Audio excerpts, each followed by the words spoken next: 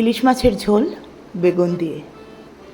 ইলিশ মাছকে যখন বেগুনের সঙ্গে রান্না করা হয় তার অনেক রকম রেসিপি পাওয়া যায়। আমার বাড়িতেই এই ঝোল প্রায় ৩-৪ রকমভাবে রান্না করা হয়। আজ এই ভিডিওটিতে আমি শেয়ার করছি সেই রকমই দুটো রেসিপি। আমি ৬ টুকরো ইলিশ মাছ নিয়েছি ১০০ গ্রাম করে। এর মধ্যে ৩টে দিয়ে একটি ঝোল হবে বেগুন দিয়ে, আর বাকি ৩ টুকরো দিয়ে অন্য একটি পদ্ধতি দেখাবো। প্রথমে মাছের টুকরোগুলি ১ চা চামচ হলুদ, ১ চা চামচ নুন আর ১ চা চামচ লঙ্কার গুঁড়ো আর তারপরে ২ টেবিল চামচ সর্ষের তেল দিয়ে ভালো করে মেখে নিন। মাখা হয়ে গেলে এই ম্যারিনেটেড ইলিশ মাছকে অন্তত ১৫ মিনিট রেখে দেবেন, যাতে মশলাগুলো মাছের সঙ্গে খুব ভালো করে মিশে যায়। এটা করার কারণ একটাই, এই রেসিপি দুটিতে অন্যান্য মশলা ভীষণ কম ব্যবহার করা হয়। সেই কারণেই যে বেসিক স্পাইসেস আমরা ব্যবহার করছি সেগুলো খুব ভালো করে মিশে যাওয়া দরকার। এখানে দেখতে পাবেন ২ রকমের বেগুন নেওয়া হয়েছে। যে বড় বেগুনটি আছে সেটা দিয়ে কাঁচা ইলিশের ঝোল হবে। আমি ডাঁটিটি বাদ দিয়ে তারপর বেগুনটিকে বড় বড় গোল গোল টুকরো করে কেটে নিচ্ছি। দেখতেই পাচ্ছেন যে বেগুনটি কাটা হচ্ছে। বেগুন কেনার সময় কিন্তু একটু দেখে নেবেন যে বেগুনের কোয়ালিটি কেমন বা তাতে পোকা আছে কিনা। পোকা থাকলে কিন্তু সেই বেগুনটি ব্যবহার করবেন না। এরপরে বেগুনের টুকরোগুলো একটা বাটির মধ্যে নিয়ে নেবেন, আর মাছ যে ম্যারিনেট করা হয়েছে সেই বাটিতে দেখবেন বেশ ম্যারিনেট আলাদা হয়ে আছে, তার অর্ধেক অংশ নিয়ে নিন। দিয়ে বেগুনগুলোকে খুব ভালো করে মাখিয়ে নিন। মাখানো হয়ে গেলে আমরা অন্য রেসিপিটির বেগুনও কেটে এবং তৈরি করে নেব। এক্ষেত্রে আমি লম্বা ছোট ছোট বেগুন যেগুলো হয় সেগুলো নিয়েছি এবং তার থেকে বেগুনের লম্বা লম্বা স্ট্রিপস কেটে নিচ্ছি। এই বেগুনটা কিন্তু এক্ষেত্রে ভাজা হবে। যদি এই লম্বা বেগুনগুলি না পান তাহলে সাধারণ বেগুন নিয়েই তার লম্বা লম্বা স্ট্রিপস কেটে নেবেন। বেগুন যখন আপনার কাটা হয়ে যাবে তারপরে সেই বেগুনগুলোকে একটা বাটিতে নিয়ে নেবেন। এক্ষেত্রেও আবার বলবো একটু দেখে নেবেন বেগুনে পোকা আছে কিনা, থাকলে কিন্তু সেই বেগুন ব্যবহার করবেন না। দেখুন বেগুন কাটা হয়ে গেছে। এবার বেগুনগুলো একটা বাটির মধ্যে নিয়ে নেওয়া হচ্ছে। বেগুন বাটিতে নেওয়া হয়ে গেলে ইলিশ মাছের যে বাকিটুকু ম্যারিনেট বেঁচে থাকছে সেইটা দিয়ে এই বেগুনগুলোকেও ভালো করে মেখে নেব। এখানে আমি 10টা কাঁচা লঙ্কা নিয়েছি। কাঁচা লঙ্কাগুলির ডাঁটি ছাড়িয়ে নিয়ে এগুলিকে মাঝখান থেকে ছিঁড়ে নিতে হবে। আমি এখানে ছুরির বদলে একটা কাঁচি ব্যবহার করেছি। এই লঙ্কাগুলিকে কাটার জন্য বদলে ছুরি অবশ্যই ব্যবহার করতে পারেন। লঙ্কাগুলি কাটা হলে এগুলিকে রেখে দিন। এর মধ্যে অর্ধেক অর্ধেক করে কাঁচা লঙ্কা দুটি রেসিপিতে যাবে। আমরা প্রথম যে রান্নাটি করব সেটি হলো কাঁচা ইলিশের ঝোল বেগুন দিয়ে। একটি কড়াইয়ের মধ্যে 4 টেবিল চামচের মতো সর্ষের তেল গরম করে নিন। গরম হয়ে গেলে এই তেলের মধ্যেই দিয়ে দেবেন 5 কাপ মতো জল। জল দেওয়া হয়ে গেলে তার মধ্যে দেবেন 1 চা চামচ নুন আর 1 চা চামচ হলুদের গুঁড়ো। এই দুটি দিয়ে জলটাকে ফুটতে দেবেন। জল যখন টকবক করে ফুটতে শুরু করে দেবে, দেখুন জল ফুটতে শুরু করেছে, এর মধ্যে দিয়ে দেবেন 3টি ইলিশ মাছের টুকরো। আমি বলে রাখি এখানে আমি 3টি করে মাছ দিয়ে রান্না করেছি। যখন আপনারা বেশি মাছে করবেন সেইভাবেই মশলা এবং বেগুন অ্যাডজাস্ট করে নেবেন। এরপর দিয়ে দিন যে গোল করে কাটা বেগুনগুলি ছিল সেগুলো। দেখুন বেগুন কিন্তু আমি এখানে ভাজিনি।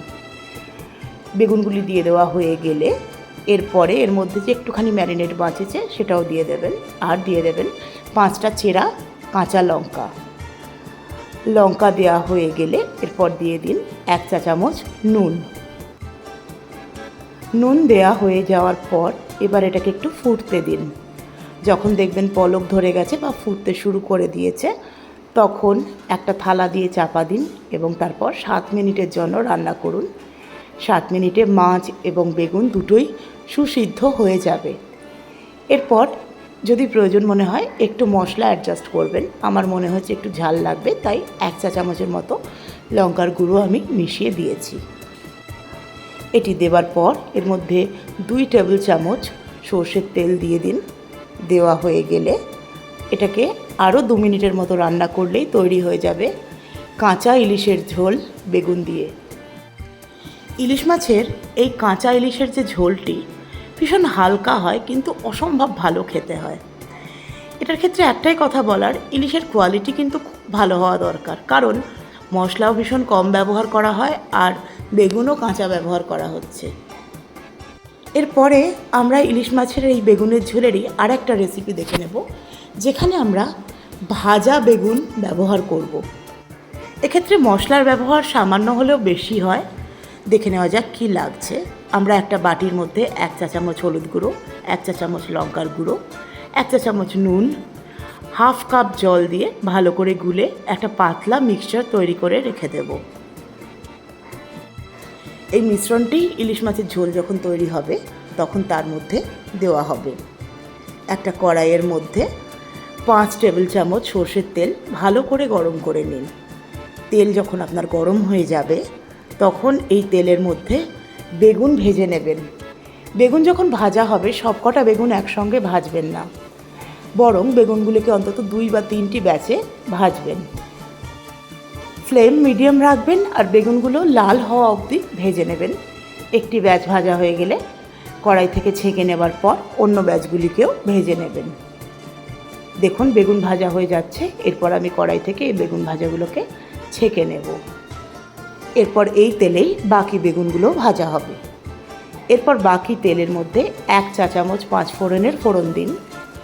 5 ফোড়ন দেবার পরে এর মধ্যে দিয়ে দিন 1 টেবিল চামচ গার্লিক পেস্ট এবং দিয়ে 1 মিনিট ভাজবেন। রসুন দিয়ে ভাজা হয়ে যাবে যখন, তখন যে বাকি কাঁচা লঙ্কাগুলো আছে সেগুলো দিয়েও 1 মিনিট ভেজে নেবেন। এই সময় কিন্তু কড়াইয়ের কাছ থেকে সরবেন না, তাহলে মশলা পুড়ে যাবে। এরপর এর মধ্যে যে আমরা পাতলা মিক্সচারটি বানিয়েছি মশলার, সেটিকে ঢেলে দেবেন। এটি দেওয়ার পরে 2 মিনিট রান্না করবেন, যাতে মিশ্রণটি বেশ একটু ঘন হয়ে তেল ছাড়া মতো হয়ে যায়। দেখুন এখন মিক্সচারটি কিন্তু হাই ফ্লেমে রান্না হচ্ছে। মিশ্রণটির মধ্যে ফুট ধরে গেলে তার মধ্যে 4 কাপ জল দিয়ে ফুটতে দিন। জল দেওয়া হয়ে গেল। ফুটতে যখন শুরু করবে তার মধ্যে দিয়ে দেবেন যে ম্যারিনেটেড 3 টুকরো মাছ আছে, সেই মাছের টুকরোগুলো। মাছ দেবার পরে এর মধ্যে ভালো করে একটু মিশিয়ে নেবেন, মাছটা যাতে মশলার সঙ্গে খুব ভালো করে মিশে যায়। এরপর এই মাছের ঝোলটিকে ফুটতে দিন। যখন একটা ফুট ধরে যাবে, দেখুন একটা ফুট কিন্তু আমার এখানে ধরে গেছে, তখন একটা ঢাকা দেবেন এবং দিয়ে 7 মিনিট রান্না করবেন। তাতে মাছ সম্পূর্ণভাবে রান্না হয়ে যাবে। তারপরে ঢাকা খুলে এর মধ্যে দিয়ে দেবেন আপনার যে ভাজা বেগুনগুলি আছে সেইগুলি। দেওয়ার পর 3 মিনিট রান্না করতে হবে। 3 মিনিটেই রান্না হয়ে যাবে, কারণ বেগুনটা আগে থেকেই ভাজা ছিল। যদি দরকার পড়ে সেক্ষেত্রে মশলা একটু অ্যাডজাস্ট করে দেবেন। এরপর এর উপর থেকে ছড়িয়ে দিন 2 টেবিল চামচ সর্ষের তেল দিয়ে আরও মিনিট 2 ফোটান। যদি মনে হয় একটু ঘন করবেন, দরকার পড়ে না, তাহলেই কিন্তু তৈরি হয়ে যাবে বেগুন দিয়ে ইলিশ মাছের তেল ঝোল। এই রেসিপিটি আগের রেসিপিটির থেকে একটু বেশি রিচ বা স্পাইসি, কিন্তু খেতে দুটোই ভীষণ ভালো হয় এবং গরম ভাতের সঙ্গে অসম্ভব ভালো লাগে। আমাকে নিশ্চয়ই জানাবেন ইলিশ মাছের বেগুন দিয়ে ঝোলের এই রেসিপি দুটি আপনাদের কেমন লাগলো।